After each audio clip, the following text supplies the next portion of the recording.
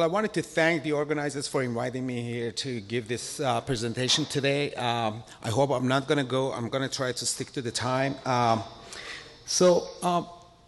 We've talked about a lot of comorbidities associated with diabetes. And one of the things that we really haven't talked about is that the cost that's associated with the chronic wounds, diabetic foot ulcers.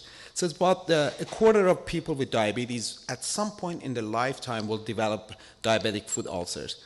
About 1 to 2% of these ulcers eventually will result in amputation. Now, diabetic foot ulcer is the #1 reason for lower extremity amputations in the United States. This alone adds about $9 to $13 billion to direct costs that's associated with diabetes. So it's a really major problem. Now, you've heard about a lot of different comorbidities associated with diabetes. A couple of things that have not been mentioned is actually, #1 is infection. Diabetic wounds are chronically infected. And in fact, it's known that there's a microbiome shift toward pathogenic bacteria in diabetic foot ulcer. But there's also this persistent non-resolving inflammation that's associated, and it's supposed to be one of the major factors in why these diabetic wounds don't heal and become chronic.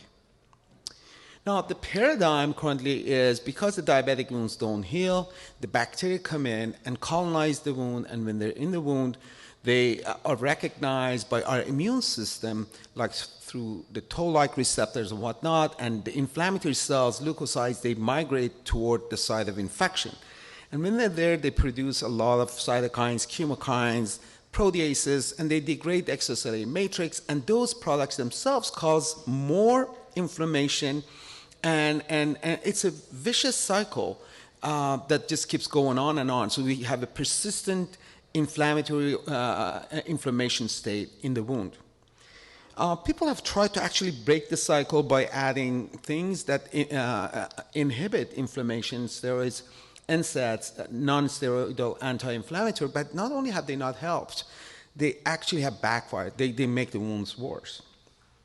So the question that we asked in my lab were, why are diabetic wounds more prone to infection? And why does the microbiome shift toward pathogenic bacteria in diabetic wounds? Now, the models that we use in my lab are two.